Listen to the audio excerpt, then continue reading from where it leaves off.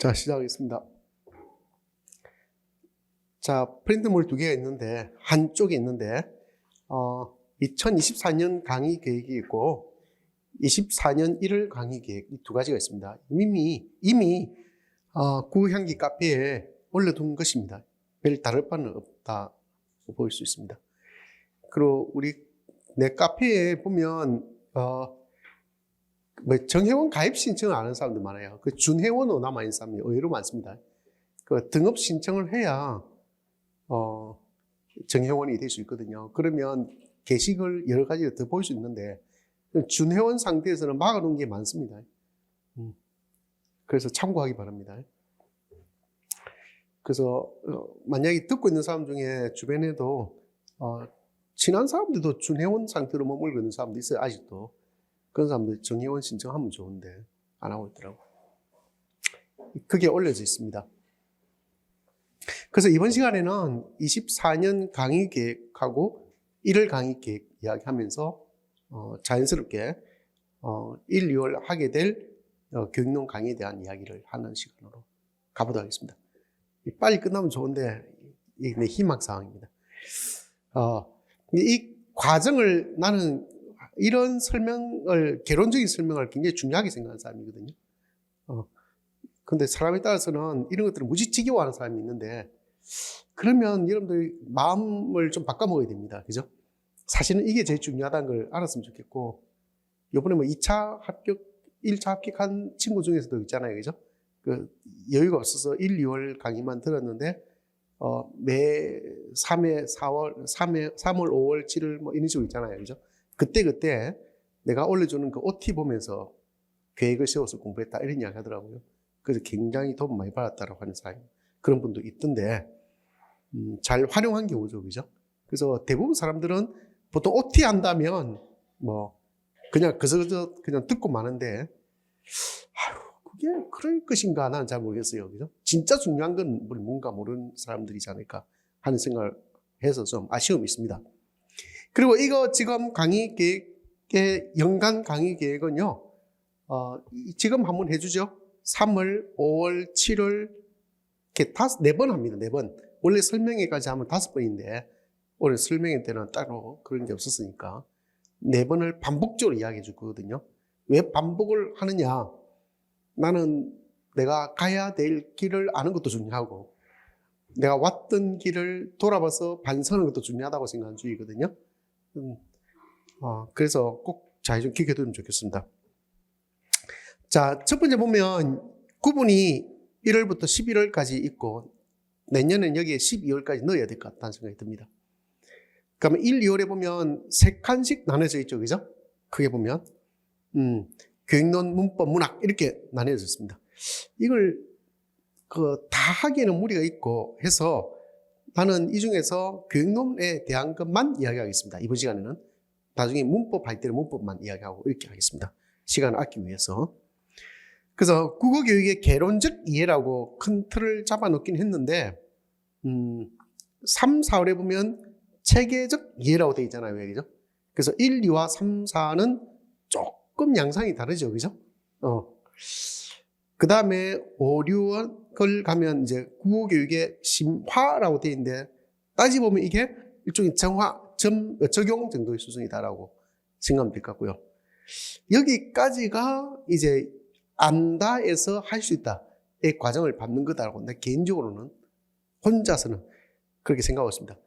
잠깐만, 내가 왜 개인적으로 말을 오늘 쓰지 모르겠는데 2차 때 여러분들 자꾸 개인적으로 말을 쓰는 바람에 나 원래 개인적으로라는 말을 쓰지 않았어요.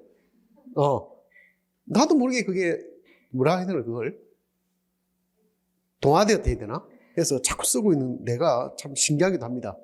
이제 쓰지 않도록 노력하겠습니다. 그래서 국어교육의 개론적 이해를 보면 국어교육의 기본 개론서를 읽어 개론적 지식과 체계 구하기 이렇게 돼 있잖아요. 그죠? 그래서 독서교육론과 작문교육론 강독이라고 되어 있거든요. 이거 재작년 읽어보면 양이 너무 많아가지고 굉장히 빠듯합니다. 그래서 1, 2월에 교과교육론은 4시간 잡아뒀거든요. 4시간을 잡고 오전에 4시간 하는 걸로 잡아뒀습니다. 시작하는 시간은 10분 앞당겨서 합니다. 9시 20분부터 하는 걸로 이렇게 당겨뒀습니다. 참고로. 그럼 여러분들이 8주를 기준으로 하는데, 내가 8주 하면 끝난다, 뭐, 이렇게 생각하시겠지만, 내 8주의 계획은요, 의미는, 목표한 건 다 보는 것이 8주예요, 사실은. 아시겠죠? 그래서 만약에 오늘 첫 주라서 진도 얼마 안 나간다 해서, 아유, 뭐, 이거 뭐 다 보겠나? 이렇게 생각하면 안 되고, 어쨌든 다 봐야 8주 끝난 거다 생각하면 됩니다. 참고하기 바랍니다. 그렇고, 이거 내가 올해 약간 고민하고 있는 게 나중에 여러분들 쉬는 시간에 여러분하고 의논할 것이 좀 있는데, 이게 독서교육론과 작문교육론 읽는 것도 부담스럽긴 한데, 내가 이걸 같이 다 읽어야 되는 건지, 아니면, 여태까지는 화법과 관련된 책은 따로 이제 그룹 스터디 때 있잖아요. 자료 올려주면서 공부 매주 하는 거에서 범위를 정해 올려줬잖아요. 왜, 그죠? 그걸 여러분들이 실제로 잘 읽는지 확인할 길이 없어서 내가 두 가지를 고민하고 있거든요. 첫 번째 고민. 독서와 작문 중에 하나를 작년 수업 영상이 있으니 그걸로 돌리고, 화법 관련된 걸 한번 읽어볼까? 강독해볼까? 하는 생각이 첫 번째. 알겠습니까?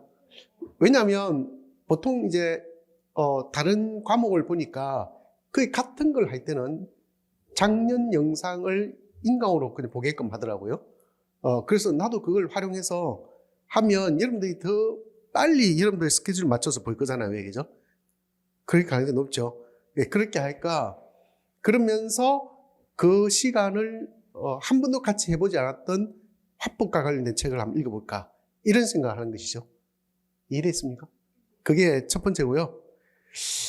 두 번째는 화법과 관련된 책도 여러분들 읽는지 아닌지 내가 확인할 방법이 없으니 그거는 거의 다 읽으려면 한 2달 넘게 걸리죠. 맞잖아요. 한 2달 최소한 걸립니다. 그때마다 확인하는 시험을 한번 쳐볼까? 뭐 이걸 간단하게 어렵게 말고 그냥 읽었는지 안 읽었는지만 확인하는, 그래서 그걸 개인 상담 자료로 활용해 볼까 하는 거, 그게 두 번째입니다. 그래서 그걸 고민하고 있습니다. 어떻게 할지 쉬는 시간에 좀 이야기해 보도록 하죠. 어쨌든 그렇게 하고요. 나는 이 책들이 왜 중요하다고 생각하냐면, 위에 제목에 보면 기본 개론서라고 되어 있지만 이게 기본 개론서는 아닙니다.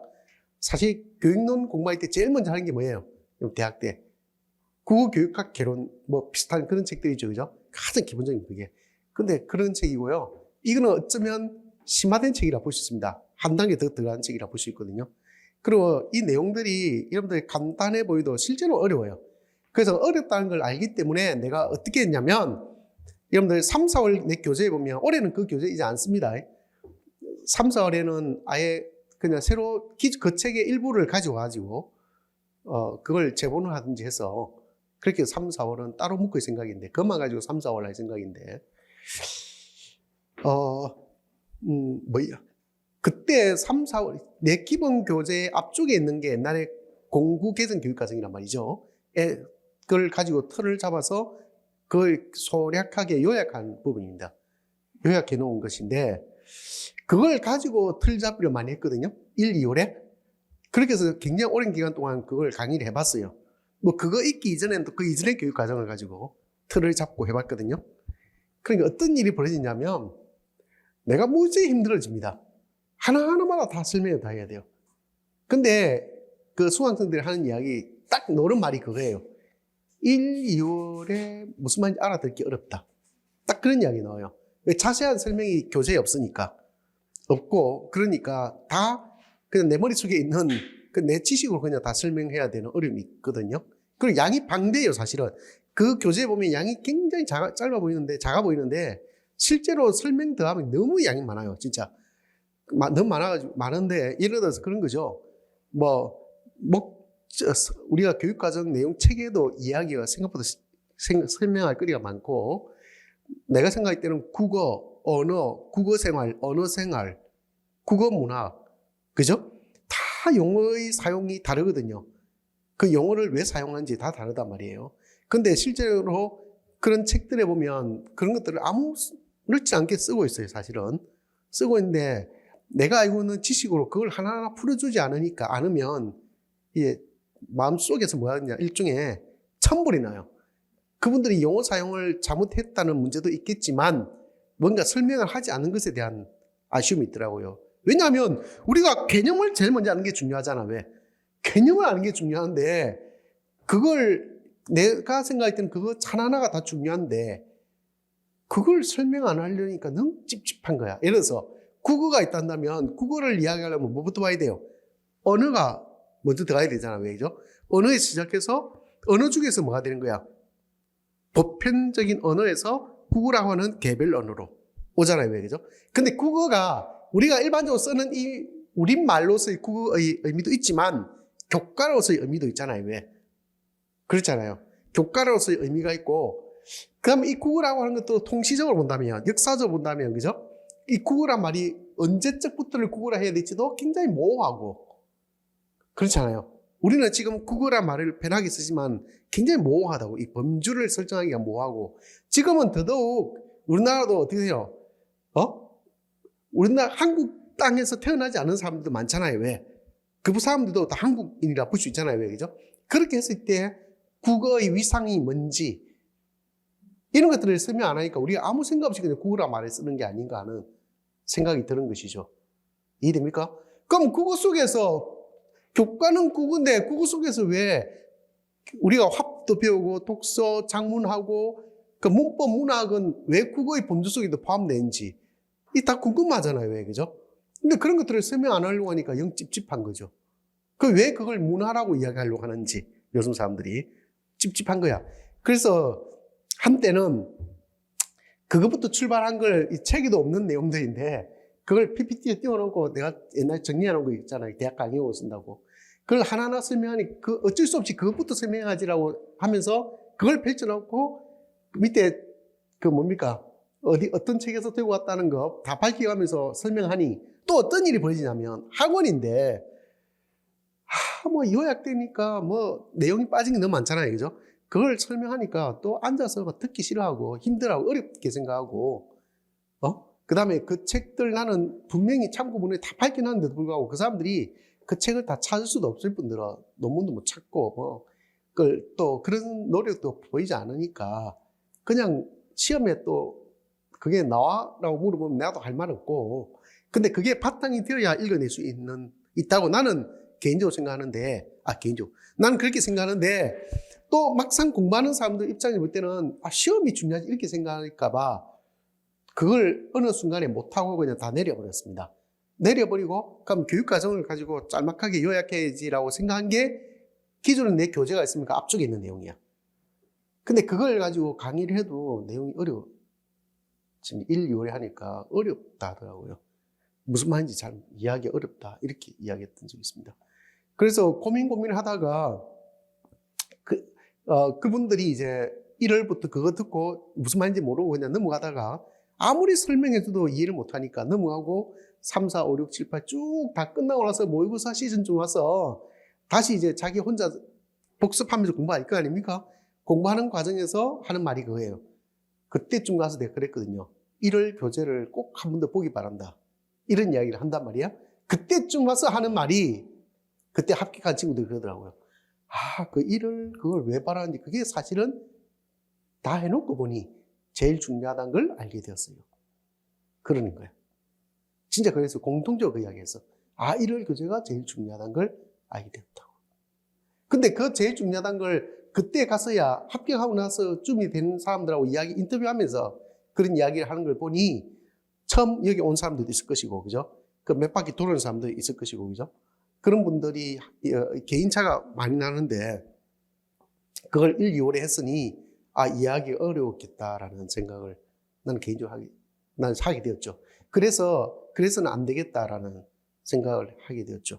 그래서 고민하다가 그래도 가장 정선된 책이 뭘까? 가장 공신력 있는 책이 뭘까? 고민하다가 그래 뭐 그러면 아예 그냥 개론서 책을 읽자라고 한 것이 바로 독서교육론을 읽기 시작했죠. 예전에. 그러니까 이해됐죠? 그게 지금 1, 2월에 이걸 읽는 이유예요. 이거는 내가 쓴 것이 아니고 여러분들 대학에서 배웠음직하니까 이거는 책으로 딱 나와 있으니 여러분들도 행간 읽기 좋잖아요. 왜 그죠? 그래서 이거 읽으면 여러분들 복습하기도 좋고 이걸 가지고 여러분들 요약하기도 좋겠다. 이걸 바탕으로 삼으면 좋겠다라고 생각한 거예요. 그러면 이제 이걸 뭐 비전문가들이 만든 것도 아니고 나름 물론 다 좋지는 않습니다만은 읽다 보면 짜증납니다만은 그래도 나름 그죠? 이름 있는 분들이 쓴 책이니까 공신력이 있으니 그래도 학원가에서 나온 책들보다 낫겠거니 하는 그런 뭔가 바라보는 눈이 여러분한테 생기지 않을까라고 생각해서 하는 거예요, 이걸. 그러니까 이해됐죠? 이게 왜 중요한지 알겠습니까? 자, 그 다음에 3, 4월 가면 이제 1, 2월에서 나름대로 개론서에서 다룸직한, 개론서라는 게 원래 그런 거잖아. 넓게 적당한 깊이로 다룬 거잖아. 근데 이거는 아까 이야기했듯이 구국경론의 완전 개론은 아니다 했잖아요. 왜 그죠? 심화된 책이죠. 따지보면. 그렇잖아요? 심하니까, 뭐랄까. 이걸 바탕으로 이제 체계를 세우면 좋겠다라고 되었고, 3, 4월에 가면 이걸 바탕으로 심화하기를 합니다. 그래서 올해 내가 생각하는 것은 이 체계 잡기는 이제 여러분들 목차를, 교육론 책, 목차를 읽고 그걸 가지고 체계 잡기를 원하고, 이해했습니까? 올해는 그랬으면 좋겠다고. 구교육론을 요약하는 것으로 목차를 중심으로 체계를 잡기를 원한다고요. 이해했습니까? 그럼 보통 우리가 목차를 보면 일차나 교육론만 보더라도 내가 지금 독서교육론 2015 개정 교육과정과 뭐 어쩌고저쩌고 하는 게 있는데 차례 보니까 제1장이 독서의 개념과 특성 이렇게 있단 말이야. 그죠? 그러면 1 들어가서 독서의 개념이 있고 그다음에 독서와 의미 구성, 독서 개념의 역사적 발전 뭐 이런 내용들이 쭉 있단 말이죠. 그죠? 있으면 여러분들이 이 목차대로 그냥 체계를 잡아가라고. 이해했습니까? 이 목차대로 체계를 잡아가라. 이 이야기를 하는 이유는요. 내가 작년에는 뭐라고 이야기했냐면 3, 4월 교재의 앞부분을 가지고 체계를 잡아라고 해보니 못하더라고. 잘. 어려워하더라고. 그래서 이 책을 가지고 목차를 잡는 게 낫겠다. 체계를 잡는 게 낫겠다라는 생각이 듭니다. 어차피 지식이니까. 지식은 알아야 되는 것이고 아는 것이니까. 그죠? 그런 생각을 하게 되었습니다. 그래서 3, 4월에는 기존의 앞부분은 빼고 그 뒤에 내용 키워드로 보는 거 있거든요. 문제 해결. 그거 중심으로 좀 더 보완해가지고 한 100제까지 만들어가지고 100개까지 만들어가지고 올해는 그걸 바탕으로 한 2달 동안 할까 생각하고 있습니다. 이해했죠? 예, 그것도 책이 한 권 분량 넣을 정도 분량이 됩니다. 정리하면. 그리고 그 교재 뒤쪽에도 보면 읽을 거리가 상당히 좋은 자료들이 많은데 그것도 옛날에는 두꺼운 책 한 권이었어요. 그 중에 필요한 것만 뽑아서 넣어놨는데 읽는 사람이 잘 없으니까 같이 강의를 하지 않고서는 읽지를 않겠구나라고 생각해서 올해는 그냥 빼버리려고요. 자, 그 다음에 3, 4월은 그렇게 할 것이고요. 그러니까 3, 4월이 공부가 되려면 1, 2월이 바탕에 돼야 되는데 1, 2월은 최대한 봐봐야 이 독서교육론 이 책 속에 있는 내용 정도로만 이해하는 거예요. 근데 3, 4월은 똑같은 독서의 개념이라 하더라도 있다 한다면 개념을 다양한 책에서 내 나름대로 인용해서 다시 필요한 것을 발췌한 것이니까 좀 더 심화된 내용이 가능성이 높죠. 그죠? 그리고 이 속에 했던 것들이 옛날 기출문제 쭉 찾아보면 여러분들 은근 시험 많이 나왔습니다. 예전에 그런 게 많이 나왔습니다. 그 다음에 5, 6월에 가면 제목은 국어교육의 심화라고 되어 있지만 교과서를 분석해서 이론과 활동을 결합하기라고 되어 있고 교과서 활동을 문제화하기라고 되어 있잖아요. 그죠? 이게 가만히 보면 이게 지금 뭘 하느냐 하면 화독작을 하잖아요. 화법, 작문, 독서를 보잖아요. 왜 그죠? 교과서. 여러분들 알다시피 지금 교육과정은 화작이로 되어 있잖아요. 왜 그죠? 화작이니까 책 한 권, 독서 한 권, 그러니까 문학 한 권 이렇게 되는 거죠. 총 3권을 보는 것입니다. 그런 거죠? 3권을 보는 것이고요. 내가 재작년하고 작년은 책이 달랐습니다. 맞죠? 달랐을 거예요, 아마. 근데 저작년에 보던 책하고 작년에 보던 책하고는 달랐던 것 같은데 그 전에 헷갈린다. 어쨌든 같은 책을 보진 않았던 기억이 납니다. 근데 내가 작년에 문제는 다 줬습니다. 그 이전에 만들어 놓은 문제 다 준 것 같은데, 그죠? 풀어보라고 다 줬던 기억이 나는데, 예, 그랬는데 올해는 어떻게 할지 모르겠습니다. 새로운 책을 할까? 아니면 기존의 걸 반복할까? 고민 중이에요. 왜 그런 고민을 하냐면 2022 개선 교육과정 넣으면 이 노력이 다시 흩어 돌아와서 또 다시 시작해야 될 수가 있어요. 그래서 고민 중이에요. 왜? 우리는 너무 많은 걸 하고 싶지 하지 않아요, 사실은. 딱 적당히 하고 싶지. 그래서 고민 중입니다. 어쨌든 5, 6월에 가면 이 두 가지를 하는데, 예를 들어서 문학이라 한다면 문학을 가지고 8주 동안 하지 않습니다. 한 5주 정도 합니다. 이것도 국어교육의 심화 속에 포함되는 거니까, 그죠? 그때 화독작은 8주 했나? 8주 분량이었나? 그럴 거예요, 아마. 독서가 한 3주, 4주 정도 됐고, 화작이, 그죠? 한 5, 6주 정도 가까이 간 것 같은데, 그죠? 하여튼 그렇게 해서 8주 다 할 것 같고, 문학은 한 5주 정도 계획을 세워서 하지 않을까 싶습니다. 그러면서 막 내가 욕을 해야 되겠지. 어휴, 정말로. 정말 책이 XX 같아. 이 욕을 해가면서. 욕이라 해도 이 욕은 아니고요. 그냥 비판을 한다는 것이겠죠. 뭐. 네, 그렇게 할 겁니다. 그러고 나서 이제 7, 8월부터는 모든 영역과 다 상관없이 그냥 기출문제 분석하고 관련 이론 정리하고 이렇게 해서 끝납니다. 그죠? 관련 이론 정리는 아니겠다, 솔직히. 기출문제 분석이지. 그렇지 않습니까? 그렇게 끝납니다. 그러고 나서 모의고사 9, 10, 11월, 그죠? 그렇게 9번 정도 치는 걸 해서 마무리됩니다. 내가 이렇게 짜놓고 보고 난 뒤에 이게 훨씬 더 안정감이 있다는 생각을 하게 되었습니다. 자, 여기까지가 연간 강의 계획이고요. 그러면 여러분들 1, 2월에는 뭐 해야 되겠어요? 죽자 사자, 결혼서 열심히 읽는 수밖에 없겠죠. 그래야 되지 않을까? 결혼서 열심히 읽는 수밖에 없고요. 좀 요약을 잘 해보기 바랍니다. 그래서 그걸 가지고 체계를 좀 잘 세워보기 바랍니다. 왜 그러냐 하면, 그러면 혹시 딴 걸 보게 되더라도 그 속에 이 개론서를 하더라도 이 속에 다 담고 있진 않아요. 알겠습니까? 그럼 이래 되겠지. 개론서 체계가 있다. 체계를 잡고, 그럼 이제 그게 예를 들어서 1, 2 이렇게 갈 거 아닙니까? 또 1.1, 1.2 이렇게 가겠죠? 1.1.1 이런 식으로 갈 거 아닙니까? 체계를 일단 잡고 개론서에 있는 내용을 정리해 봅니다. 정리하면 그럼 내가 혹시 다른 책 보다가 또 더 보태야 될 것도 있잖아요, 그죠? 그럴 때는 여기에 더 첨부하면 되겠죠? 첨부하시고 그 다음에 여러분들 가끔 또 교과서도 볼 수 있잖아요, 우리가, 그죠? 교과서 보면 또 관련된 내용이 있으면 그 밑에 또 뭐 할 수 있어요? 또 첨부할 수 있잖아요. 맞죠? 교과서 내용이 있으면, 그죠? 첨부하시면 되고. 그럼 기출문제 보면 어떻게 돼요? 기출문제. 보면. 또 기출문제도 관련 내용이 있으면 그 밑에 또 뭐 할 수 있어요? 첨부하면 될 거 아닙니까? 아시겠죠? 이렇게 잡아나가는 게 좋지 않을까 싶어요. 올해는 그렇게 이야기해 줍니다. 여기 지금 내가 빼먹은 게 있는데, 5, 6월에 가면 보통 교육과정도 봅니다. 내가 3, 4월에 넣어뒀구나.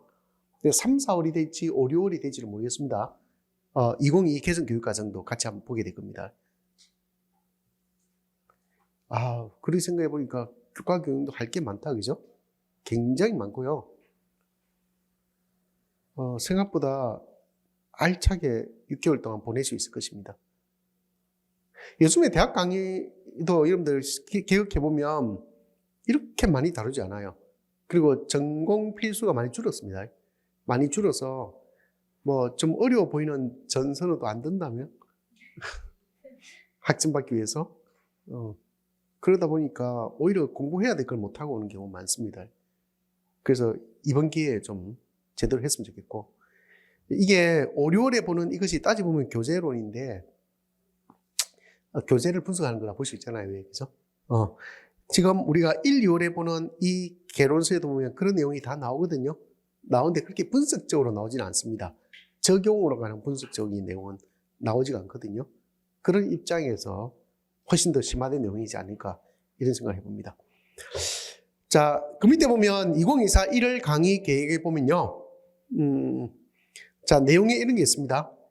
국어교육의 기본 개론서를 읽어 개론적 지식과 체계잡기 앞에 했던 내용 똑같고, 그죠? 그러니까 화법교육론과 관련된 거는 제목이 화법교육론이라는 뜻은 아니고, 그와 관련된 책은 매주 과제로 나간다 되어 있는데, 이건 아까 다시 이야기해보자라고 했고, 그죠? 그럼 교재는 청경록 외 독서교육론, 이거는 갈 건데, 지금 여러분들 가지고 있는 책 중에, 그죠? 선생님이 가지고 있는 책은 2022 개정이 되어 있잖아. 표지가 다르더라. 이건 2015 개정 교육과정인데, 그죠? 예스 14이드가 하니까 나와 비슷한 심정으로 리뷰를 쓴 사람이 있더라. 봤나요, 여러분들? 안 봤어요? 누구 약 올린 것도 아니고 교육과정 개정됐다고 교육과정만 쏙 바꾸면서 또 책을 사라고 사란 말이야? 이렇게 비슷한 게 올린 적이 있는데 그거 다 비슷해요. 다 비슷한데 예를 들어서 여러분들 알고 있는 의사소통 이론 책도 있잖아요. 그죠? 1년 만에 바뀌었습니다. 내가 첫 딱 나오자마자 난 새 책 나오면 무조건 쓰면 사거든요. 그랬는데 그 다음에 보니까 또 새 책이 또 나왔어요. 도대체 뭐가 달라진 거야? 라고 찾아보니까 어필을 소구로 바꾼 것밖에 없더만은 단어 하나 바꿨어요. 그리고 그걸 개정이라고 붙여버리더라고. 바뀐 내용이 거의 없습니다. 단어 몇 개 바뀌었고. 그 약 올리는 것도 아니잖아, 왜, 그죠? 근데 나는 두 권 다 샀어요. 짜증나 죽는 줄 알았습니다. 그러면서 그 예전에 어딘가에 있을 텐데 그걸 다 요약해서 내가 다 줬거든요. 그때 박영민 외 장문교육론도 요약해서 다 줬고 이순영 외 독서교육론도 요약해서 다 줬습니다. 내가 안 주더나 작년에? 안 줬어요. 그 요약본 어디 있을 텐데 그 바빠 죽겠는데 여러분들 모의고사 시즌인가 뭐 언젠가 그 친구들 공부하는 거 좀 손 좀 들어줘야지 생각하면서 내가 하루 종일 앉아서 책 한 권씩 요약을 해줬던 기억이 납니다. 타이핑하면서. 그게 온전할 일은 없겠지만, 그래도 그 사람들 도움됐다 하니까. 그렇게 준 적이 있는데, 그 새 책이 또 나오면 기분 나쁘지. 그죠? 바뀐 것도 없는데. 그래서 엄청 내가 비판했던 적이 있거든요. 이 책도 역시 마찬가지입니다. 근데 나는 이 책을 2015로 할 거라고 이야기했습니다. 그 교육과정을 어차피 안 볼 거라서. 새 책을 볼 이유가 없잖아요. 그죠? 그래서 이걸 볼 거다. 이렇게 이야기했고요. 보다가 혹시 여러분들, 이상한데 싶은 게 있으면 말해주면 참고하도록 하겠습니다. 자, 그렇고, 그 다음에, 책을 권순위 위의 장문교육론도를 보는데, 몇 년 전부터는 이제 이 책 보다가 재작년인가 내가 박영민 외 장문교육론 다시 돌아와서 너무 읽기 지겨워서 옛날 걸 읽어봤거든요. 근데 읽어보니까 이 책이 더 나은 것 같아요.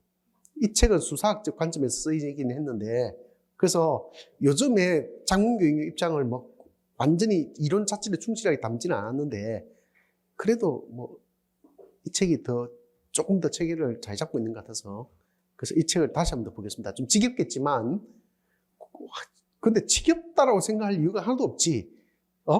10번 볼 때와 20번 볼 때 느낌이 다른데, 맛이 다른데. 그렇지 않겠어요? 여러분들 밥 먹으면서 맨날 우리가 한식을 주로 먹잖아요. 왜, 그죠? 한식 먹어도 오늘 아침에 먹은 거, 점심 먹은 거, 저녁에 먹은 거 다 똑같지는 않잖아요. 왜, 그죠? 느낌이. 똑같은 밥을 먹어도 김치찌개나 똑같은 거 먹어도 돼요. 다 다르지 않아요? 나는 맨날, 그리고 여러분들 보세요. 나는 똑같은 내용이라 해서 저 사람 왜 똑같은 내용이야 해. 또는 예를 들어서, 또 똑같은 내용이나 또 봐야 돼? 이렇게 생각하는 사람이 있으면 난 마음속으로 직접적으로 표현 안 하는데 마음속으로 그 사람 진짜 낮춰봅니다. 왠지 아세요? 공부의 기본은 반복이. 진짜. 똑같은 내용을 1독하는 사람과 2독하는 사람 완전 다릅니다. 2독하는 사람과 3독하는 사람 완전 다르고요. 3독한 사람과 4독한 사람 완전 다릅니다. 해봐야 압니다, 공부는. 아시겠죠? 공부는 똑같은 책을 반복해서 보는 게 중요하거든요.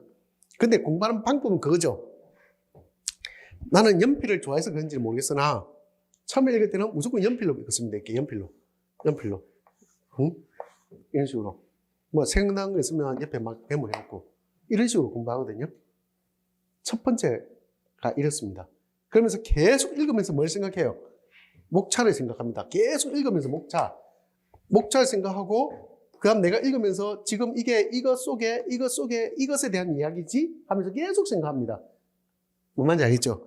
그리고 문단마다 핵심은 뭔지 기억하면서 꼭 중요한 부분 체크해 가면서 있잖아요. 그죠? 연필로 뽑습니다. 두 번째 읽을 때는 또 어떻게 할 것 같아요? 두 번째 읽을 때는 나 요즘에는 색연필을 잘 안 쓰는데 예전에 읽을 때는 노란색을 그렇게 좋아했습니다. 노란색으로 가지고 이 위에 내가 또 두 번째 읽을 때 중요한 게 또 다르게 보일 수 있잖아요. 그죠? 그 다음에 노란색을 이렇게 읽어 나갑니다. 아시겠죠? 그러면서 이거는 꼭 기억해야 돼 할 때는 빨간색으로 핵심 단어 있잖아요. 왜, 그죠? 체크를 합니다. 이해했습니까? 그러고 있죠. 그러면 여러분들, 처음에 연필로 끄면서 읽을 때와 그 다음에 노란색으로 두 번째 읽을 때 같을까 다를까? 같은 것도 있지만 다른 것도 있습니다. 알겠죠? 왜? 나는 한번 읽었으니까 이미 처음 읽는 나의 사고방식이 같을 수가 없죠. 같다면 이상한 사람이야. 이해됐습니까? 그 다음에 노란색보다 좀 더 진한 연두색을 봅니다. 연두색으로 그 다음에 읽습니다. 세 번째 읽을 때는. 아시겠죠? 그러면 노란색 없다 생각하고 연두색을 가지고 또 칠하거든요. 보통 네 번째 정도 가면, 그때 내가 좋아했던 게 갈색이었는데, 갈색을 가지고 그 위에 또 한 번 더 덧칠합니다. 아시겠죠? 그러고 나서 요약합니다. 재밌습니다. 그렇게 읽으면. 점점 연한 색에서 점점 진한 색으로, 그렇게 읽어가면서 가거든요. 그러면, 공부가, 어이구야, 진짜 예전에 처음에 보이지 않았던 것이 자꾸 새로운 것이 보이면서 그렇게 재미있을 수가 없죠. 그렇죠?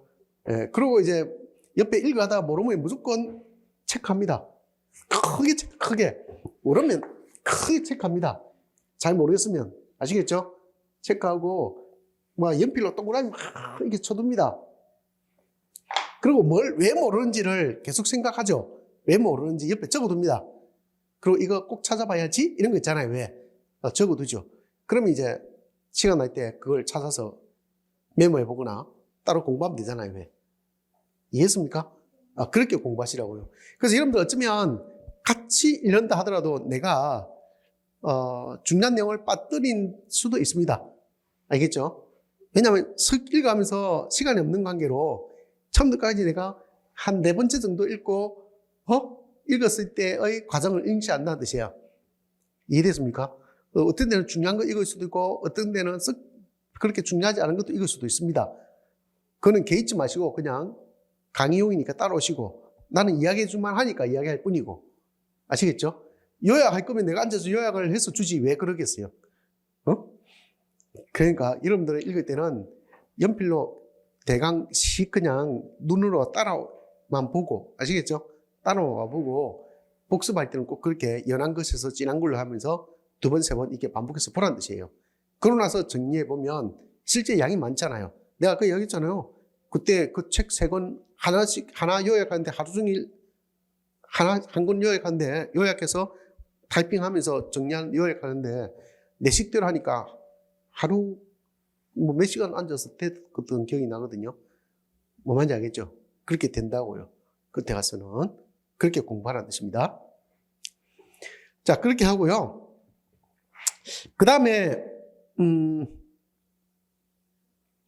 화법은 아까 이야기했던 대로 하겠다 했고 그 다음에 여러분들 첫 번째 1, 2월 전체적으로 이야기한다는 의미에서 이게 말은 이제 특별 관련 직장이가 되어 있는데 이거 직장 온 여러분들을 그냥 집에 돌려보내기 어렵잖아요. 왜? 그죠? 그래서 5일 남겨서 공부를 시킨다 이런 뜻입니다. 알겠죠? 첫 주 안 합니다. 오늘 안 하고 차근차근 좀 이야기를 좀 해보죠. 처음부터 하면 여러분들이 힘들잖아요. 왜? 그죠? 김 빠지고 맞죠? 너무 빡신 느낌 들고 그렇거든요. 그래서 오늘 당장 하지 말고 다음 주도 안 해도 되고 희망하는 데 따라 하겠습니다. 아시겠죠? 네, 그렇게 하도록 하겠습니다. 너무 막 서두르지 말기 바랍니다. 그리고 이 말은 꼭 하고 싶네.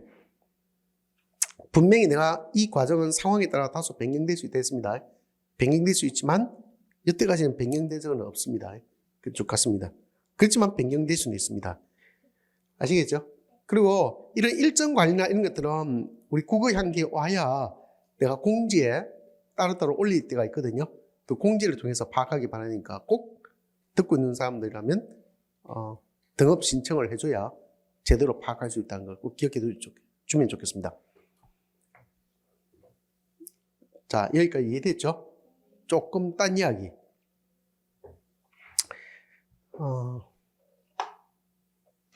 대치동에 우리 둘째가 올해 재수를 합니다. 재수를 할 것 같은데, 작년에 내가 설명회를 무지 많이 들었거든요. 많이 직접 우리 큰애가 뭐 하고 몇 년 차이 나니까 큰애 때는 정말 막 무지 많이 갔습니다. 직접 아빠가 없더라도 내 혼자 앉아 있더라도 가고 듣고 했거든요.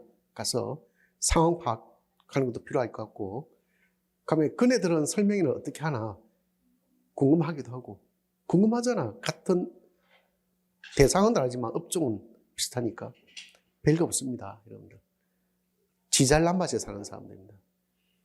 나는 그래도 막 내 잘났다고 막 심하게 떠벌리진 않았잖아. 잘난 게 없으니까. 그 사람들 무지 떠벌리더만 뭐 단기간에 내가 1등 뭐 이런 거 있잖아. 뭐 자기 학력 뭐 카이스트 졸업하고 어쩌고 뭐 이런 거 있잖아요. 왜 엄청 떠벌리고 막 연구실이 거창하다 뭐 이런 거 있잖아요. 왜 그죠? 굉장히 떠벌리더만요. 뭐랄까, 작년 그 이전에 설명회 때는 말하지 않던데 작년 설명회부터 갑자기 재작년이네. 재작년 설명회부터 바뀐 게 있습니다. 이분들이 뭘 내세우냐면 6월 모의고사를 그렇게 강조합니다. 그 이전까지는 6월 모의고사에 대한 것이 중요하다는 건 했지 6월 모의고사에 대한 설명 방식이 좀 달랐습니다. 예를 들어서 그런 거죠. 이건 내가 영업 비밀입니다. 이런 걸 개인적으로 이거는 앞에 개인적으로 다른 거예요. 아주 사적으로 우리가 할 때는 찾아오면 내가 그 데이터를 보여주면서 6월 모의고사가 이렇게 중요하다라는 것을 알려주는 경우도 있습니다. 근데 공식적으로 이야기하진 않아요. 근데 대치동에 가보니까 이 사람들이 어떻게 이야기하냐면 보통 6월 모의고사가 중요하다 할 때는 그거잖아. 6월, 9월 모의고사는 누가 나온다? 응? 재수생들이 나온다. 이제 재수 3, N수생이 나온다. 쉽게 말해서. 그죠? 다치기 때문에 고3 또는 고2 너희들이여 이제 현실을 직시해라. 이런 논리거든요. 그 다음 평가원 모의고사다. 이걸 강조하잖아요. 그죠? 그래서 가장 공신력 있는 모의고사라는 것을 강조하죠. 그런 용도로 썼다는 거예요. 그래서 전체 올해 시험 칠 사람들 대비 여러분들의 수준을 가늠해 보라는 그런 의미가 있죠. 그냥 고3만 시험 칠 때는 어때요? 내가 뭐 70 맞고도 1등급 받고 이런데 그게 헛수라는 것을, 그죠? 그렇게 생각하면 안 된다는 것을 강조하기 위해서 보통 한 2등급씩 떨어진 사람들 애들 많으니까 그런 용도로 6월 모의고사, 9월 모의고사 그러면서 문제 유형이 출제하는 사람도 6월, 9월 모의고사에서 그걸 기준으로 삼기 때문에 그 데이터 굉장히 천천히 분석합니다. 그 사람들. 그 분석한 걸 왜 내가 알 수 있냐면 보통 학회에서 그런 분석을 실제로 논문으로 이렇게 내는 경우도 있습니다. 수능 같은 경우도 분석해서 심지어 국어과 학회에서도 그렇게 합니다. 그런 경우를 많이 봤기 때문에 그냥 내는 거는 아니구나 하는 걸 알 수 있거든요. 근데 작년 2022년부터 재작년이네요. 그죠? 약간 뉘앙스가 바뀐 게 뭐냐면 6월 데이터를 수능 결과 데이터와 비교하더군요. 그게 가장 큰 차이점입니다. 그게 무슨 의미인지 아세요? 6월 데이터를 수능 결과 데이터와 비교한다는 것은 무슨 의미예요? 그 사람들이 왜 그런 전략을 썼을 것 같아요? 그 사람들이 그전에는 그런 데이터가 있었는지 없었는지 나 모르겠습니다. 근데 내가 설명회 다녀본 바로는 갑자기 바뀌더라고, 그렇게. 보세요. 지금 보통 여러분들 재수학원에는 겨울 방학 시즌은 뭐 하는지 아세요? 윈터 스쿨 시즌입니다. 그죠? 근데 지금은 윈터스쿨을 강조하는 게 아니고 뭘 강조하는지 아세요? 예비반을 강조합니다. 재수 예비반. 재수한 애들 1월부터 오라는 거예요. 그걸 강조합니다. 그래서 우리 애도 오늘 아침에 태워주고 왔습니다. 개강하는 날입니다. 이야기했잖아. 아침에 6시 반에 20분에 일어나서 7시 10분에 딱 도착해서 태워주고 그래 왔거든요. 예전 같으면 3월부터 들어갔습니다. 재수생들이. 그죠? 근데 재수학원에서 왜 그 이야기를 강조하냐면 6월과 실제 수능과의 데이터를 서로 상관성을 비교하면서 6월에서부터는 성적 변화가 많지 않다는 거예요. 그걸 강조하죠. 이건 나는 예전부터 알고 있었고, 그래서 내가 아주 사적으로 몇몇 사람들이 나한테 찾아오면 무시하지 말고 열심히 시험 치라.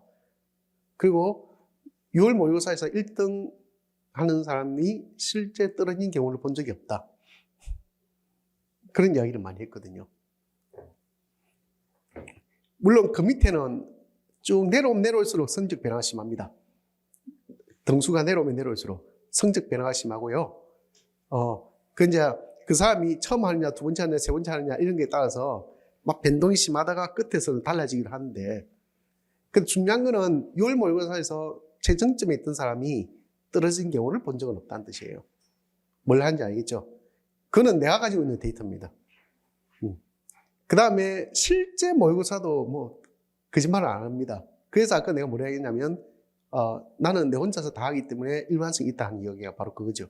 가끔 소름 돋습니다. 그 다음에 그러면 여러분들 생각해 보세요. 6월 모의고사가 그렇게 중요하다는 거 안다면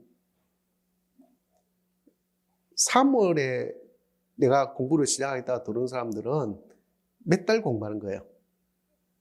총 4개월 공부 못 합니다. 맞잖아요. 6월 모의고사는 중간에 치니까 7월에 치는 게 아니잖아요. 왜? 그러니까 4개월을 공부 못 하고 시험 치는 거예요. 4개월이라는 시간이 생각할수록 여러분들 굉장히 긴 시간이라고 생각하잖아요. 근데 내가 볼 때는 짧은 시간이라고 생각하죠. 4개월 동안 뭐 얼마나 많이 한다고. 그렇지 않겠어요? 그래서 내가 생각해 보는데, 만약 이 영상을 듣고 있는 사람이 있다면, 인고는 1월부터 시작해야 되는 게 맞습니다. 처음부터 시작해야 되는 게 맞죠. 좀 쉬다가 하겠다 하는 순간 쉬는 만큼 내 기억에서 점점 잊혀지는 것들이 너무 많습니다. 그러지 않을까? 쉬고 있는 동안에 내 기억은 점점 어떻게 돼요? 망각이 엄청나게 진되고, 그죠? 가물가물하고 습관 들리기 어렵습니다. 이 공부는 습관이거든요. 어떤 습관인지 아세요? 앉아있는 습관. 이 굉장히 중요합니다. 못 견딥니다.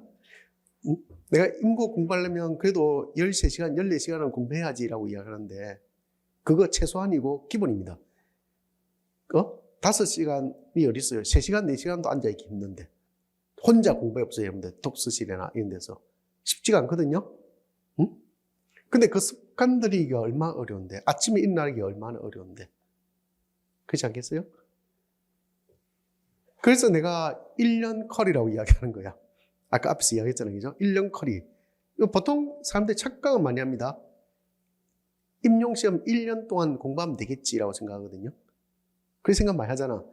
왜 1년 공부해, 자기가? 6개월 했으면서 따지면. 6개월, 7, 8, 9개월, 10개월? 많아봐야 10개월인데. 그렇잖아요. 아니, 처음부터 시작하는 사람이 여러분들이 지금 1월 첫 주부터 시작한다면 10월 한 16일, 17, 18, 19 이 무렵에 시험 칠 거잖아요. 왜? 맞잖아요. 11월 그때 치잖아요. 왜? 그러면 10개월 조금 더 하죠. 엄격하게 이해한다면. 그게 왜 1년이야? 사람들 착각을 많이 합니다. 1년 공부한다고 생각합니다. 근데 1년 아니고 온전히 만으로 생각하면 10개월 조금 더 늦게 하는 거야. 엄격하게 이해하면. 그렇지 않겠어요? 10개월 조금 더 많이 한다고. 그래서 수능 준비하는 N수생들도 상황이 많이 달라졌어요. 이제는 1월부터 바로 시작하는 추세입니다. 근데 수능 공부하는 친구들은 1월부터 바로 시작하는데 임고 시작하는 친구들은 왜 재수, 삼수, 사수 하는 사람들이 3월부터 또는 5월부터 시작하려고 해요? 난 그거를 이해 못 하겠어요, 솔직히. 내가 또 그걸 이해해야 될 이유도 모르겠고. 그렇습니다. 그런 게 있죠. 뭐, 처음부터 힘 빠지니까, 하면 힘 빠지니까, 그렇게 생각하겠지만, 이게 잘못된 전통 때문에 그렇습니다. 내가 볼 땐 그래요. 내가 한 20몇 년 있었다 했잖아요, 왜, 그죠? 초창기에는 공부할 분량이 정말 많이 없었습니다. 초창기는. 너무 공부할 분량이 적어가지고, 그것만 딱 하면 됐고, 암기 위주라서 그 당시 시험 문제는 그 정도만 딱 암기하면 거의 합격할 수 있었죠. 그런데도 그 당시에 한 절반 60% 정도는 과락입니다. 과락을 넘기기 어렵습니다. 그랬거든요. 근데 지금과 같은 경우에는 공부할 내용이 너무 많아졌죠. 근데 그 당시에는 얼마 안 되니까 반복을 할 때는 있잖아요. 그죠? 이미 암기한 것들은 또 반복적으로 암기하기는 좀 어때요? 좀 편하잖아요. 왜, 그죠? 그러니까 1, 2월 놀고 뭐 3, 4월부터 또는 5, 6월부터 해도 됐지 이 생각했다고요. 근데 적어도 2010년 이후에 서답형 체계 2014년 맞죠? 4학년도부터는 내용이 많아졌어요. 실제 전공서도 그 이후에 엄청나게 많이 나왔고요. 정리해야 될 것도 많습니다. 그 문제 유형도 어렵습니다. 그 이전에 시험 쳤던 현직에 있는 교사들에게 서답형 때 나온 문제를 풀어보라 하면 못 풉니다. 다 한결같이 이야기합니다. 너무 어렵다고 지금은. 그걸 90분 동안 어떻게 푸니? 지금 합격하는 사람들이 너무 똑똑하게 느껴진답니다. 그래요. 그만큼 양이 많이 차이 납니다. 많이 차이 나요. 근데 그걸 그 이전의 전통처럼 여기서 왔던, 뭐 3, 4월부터 하면 되지. 5, 6월부터 하면 되지. 안 된다고요, 지금은. 다 못 봐요, 미안하지만. 근데 사람들이 착각을 합니다. 하겠거니라고 착각을 하죠. 할 수 있다고 착각합니다.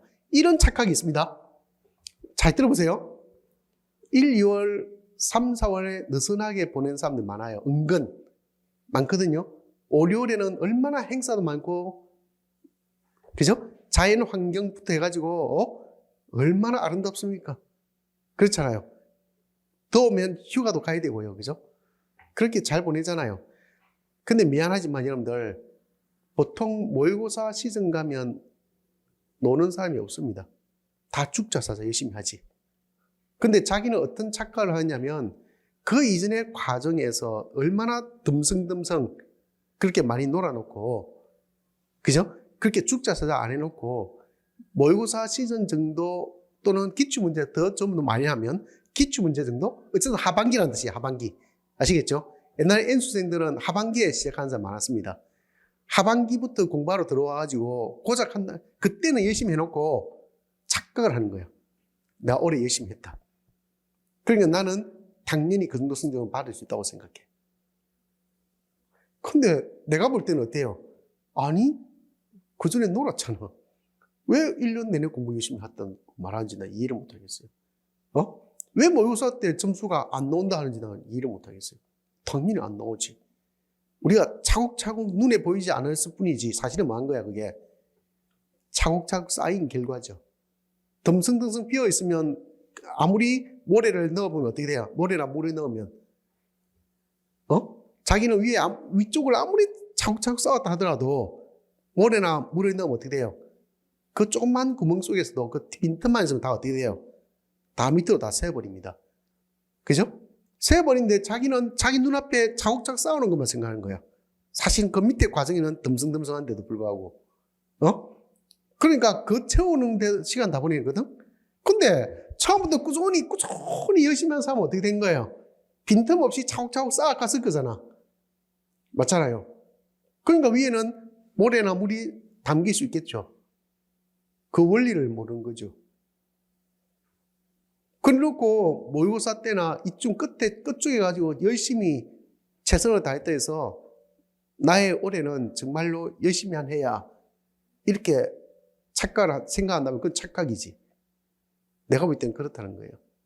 어쩌면 여러분들이 지금 1, 2월 보내는 것은 뭐 한다는 거예요? 진짜 말 그대로 차곡차곡 제대로 이제 탑을 쌓아가는 기단을 다지는 부분이라고 생각됩니다. 아시겠죠? 지석을 다진다고 해야 되죠, 그죠? 그 기반을 만드는 것이고 그 위에 온전한 탑을 쌓아가는 과정이다라고 생각해서 좀 차근차근 좀 꾸준히 좀 꾸역꾸역 잘 따라와서 내가 앞 시간에 이야기했듯이 바다를 동경하듯이 있잖아요, 그죠? 그럼 동경해보기 바랍니다. 그러면 잘 되지 않을까 하는 생각이 듭니다. 이해됐죠? 그래서 1월부터 공부하는 것이 맞다 라고 생각합니다. 시간 50분이나 지났어. 좀 쉬었다가 독서 교육 가겠습니다.